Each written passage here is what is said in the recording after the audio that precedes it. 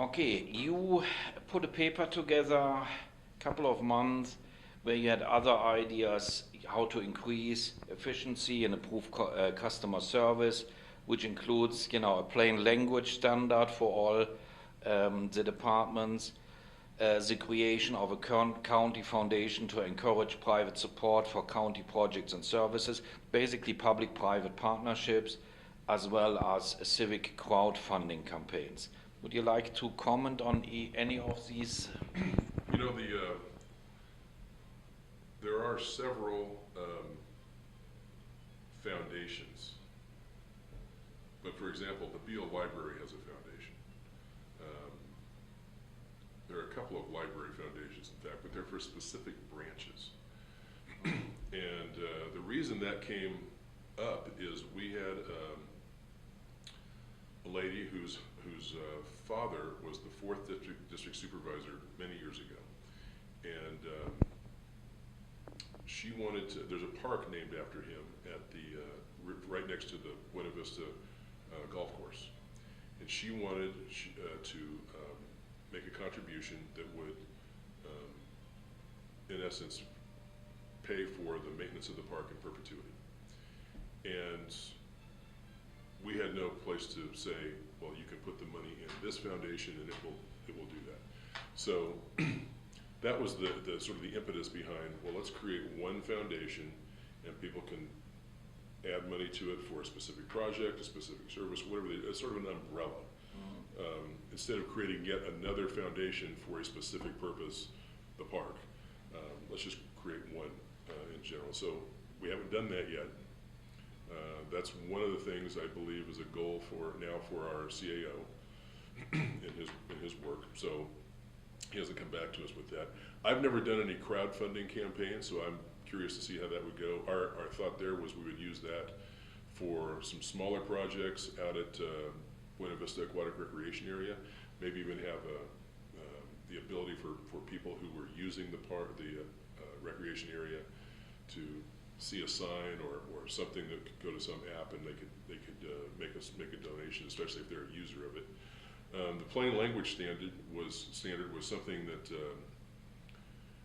I think Brandon came up with, which I thought that's a decent idea. Too many times we pick up, something issued by government and it's got all these acronyms and it's written self-explanatory. It's written by the department who understands all that stuff. It's not written for the consumer or the person who has a question about something. So that was just an effort to get our department heads thinking that their audience is the average citizen that walks in that is maybe dealing with county government for the first time, and let's make it as simple and as understandable as possible. Yeah, make it as simple as possible. Another issue you have, I think even enforced now, a 1% reduction in budget for all departments in Kern County. That was a mid-year budget reduction. And the effort there is to take that 1% and set it aside in a reserve for the next fiscal year. See, the price of oil, as you know, has come down. We don't know yet. We'll know, I think, in March, maybe April, when the county assessor determines what the price is that we're going to use to assess the oil-producing properties. That will generate all the property tax for the next fiscal year. So we know it's going to be lower. We know we're going to have to take further reductions next year, but we took a 1% mid-year budget reduction, set it aside in a reserve, so that next year's budget cuts won't have to be as deep. That was the goal. My question was more in this, 1% as kind of an umbrella. I understand if you put, as you did, different departments together under one umbrella, like the roads department, then there will be, We won't get savings right away, though. That'll be down the road as you get fewer and fewer employees. Right, and first you have the transition phase, which is kind of expensive. My concern was a little bit, or not really concern, the question is, would it not make more sense to really look at, which you probably have already started doing, as a county administration, and see which departments or divisions are important, are healthy, are really serving the population in Kern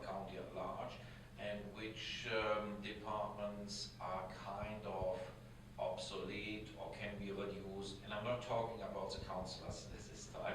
So, in general, is there a tendency to take a look at the health and the benefits of each of the divisions and departments? We have to do that, but this was an effort to say, and by the way, every department came up and said, we can take that budget reduction mid-year, no problem. The Sheriff's Department did not say that, but every other department did. I think what you're talking about is just maybe two questions. One is, do we need to provide that service? And two, if we do, are we doing it at the best and the most efficient way possible? Absolutely. My effort, my request, and we haven't started this yet, but good things sometimes take time, is for the countywide to undergo some Lean Six Sigma training. And that is really an effort to take a look at how you do things, why you do things. Do we even need to do this particular activity anymore? How do we do it? Are we doing it the most efficient way possible? Are there ways things that we can do differently that will save us money, we'll be able to do it faster, serve more people more quickly, whatever that is. So the first step we've determined so far is that the Board of Supervisors has got to get up to speed on that. We shouldn't ask someone else, the department has to do something that we're not willing to do ourselves. So we want to get up to speed on that, and then we want them to undergo that training, and then we want the managers below them to undergo that training. We want this to just permeate throughout the county. If I could get that done this year, because that'll take a while for lots and lots of people like that to go through that type of training, I think that'll pay dividends down the road. If we really embrace it, but we can't do it half-heartedly. We can't say, yeah, we like it, please go try and do that. We have to, just do that continuous improvement all the time. That brings me really to my next question in education for the general populace. Because Kern County clearly, with its large agriculture in the past, had a large need for manual laborers. And this has now, with all the increase in technology and so on, be replaced by growing demand for people with tremendous skills in engineering, information technology, and so on. So I was, as example, last year at the World Ag Expo in Tulare, and it was amazing to see how many jobs or activities or operations within farming and agriculture really require high tech nowadays. Mm-hmm. At the same time, it appears to me that, and this may not be just a Kern County issue, but that the school districts in Kern County and perhaps otherwise have not made the transition or are not yet willing to make the transition basically in the demands of the 21st century. So we have in Kern County about 200,000 youngsters that are going to Kern County schools at any given time. So what do you think as a board of supervisors or as a Kern County administration you can do to push the education system in Kern County to a point where it becomes really a world-class education? Well, as you know, we have multiple school districts in Kern County, and they are responsible for setting the curriculum and managing those school districts. So we can't necessarily mandate that they do certain things, and I'm sure they're struggling with that very issue itself. I think it comes back to the individual in many cases. They have to, a person has to realize if they want a job, they're going to have a certain minimum level of qualifications, whatever that is, whether it's a high school diploma, a college degree, or whether they are specifically trained on a piece of equipment or a type of computer program or whatever it is. They can get that training. That training is available at many different places in Kern County.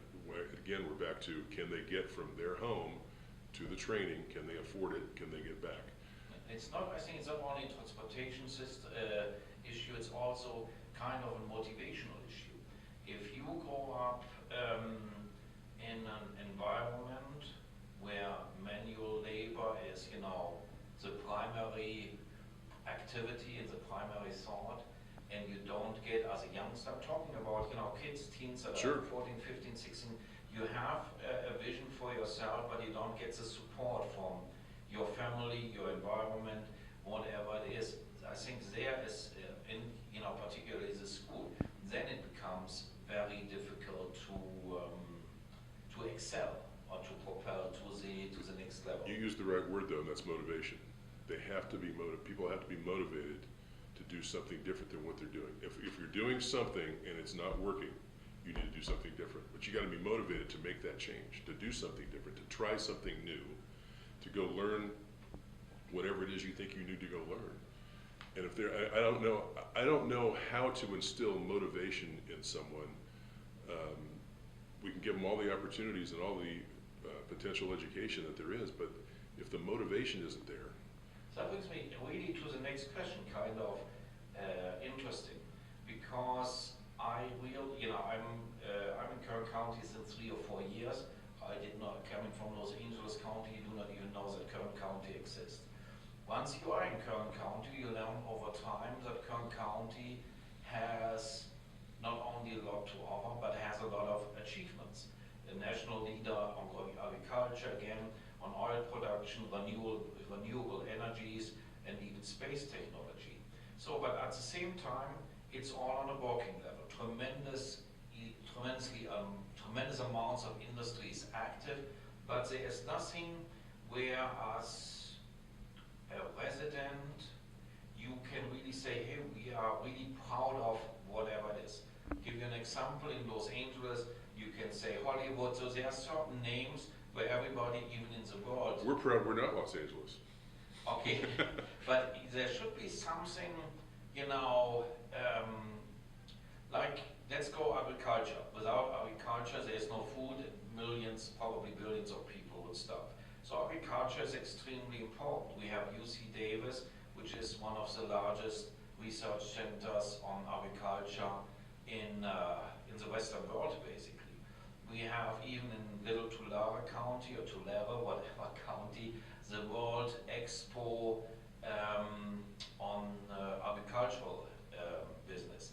So the question is, should there not also be something really kind of vanguard and a tremendous example for that spreads out through California as a nation, a research center, higher education center that focus on what Kern County has: oil production, agriculture. It would be great if we could get the UC Board of Regents to take a look at Kern County and say, you know what, there's a whole lot of oil production and agricultural production there. Maybe Cal State University Bakersfield needs to be a UC, and maybe we need to have an oil and ag engineering school where the oil and ag is. But that's a fight with the UC Board of Regents. That you would have tremendous support from the community to do that. But it is, so far it hasn't. And that's been an effort that has been pursued for many years. It hasn't happened yet. Maybe one day. Have you ever thought, because again, a lot of money is in the oil industry, even if the oil prices are very much down. They're more than happy to. Having, and I don't know of any, higher education school that specializes in the entire oil production technology of the 21st century. So I would just think, would it not be a tremendous attraction for Kern County to have a center, research center, something like that? It absolutely would, and I believe, not only that, I believe our, and this has improved over time, but let me make this point. When people come here, let's say students come here to study, they came here to study petroleum engineering or agricultural engineering, whatever.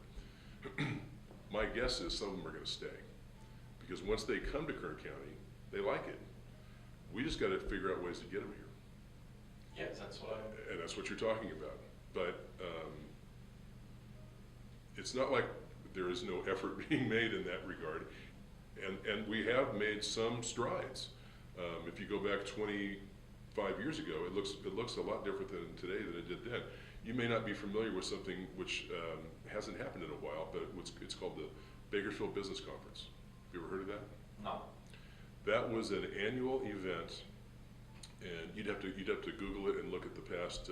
We had 4 previous living presidents in Bakersfield for this conference one year.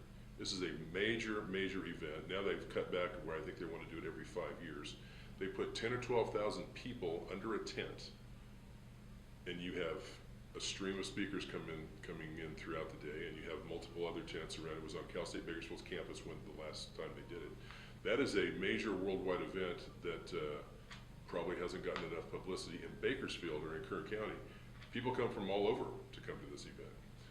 But that's something that you might want to look into, because that is something I think that has put Bakersfield and Kern County specifically on the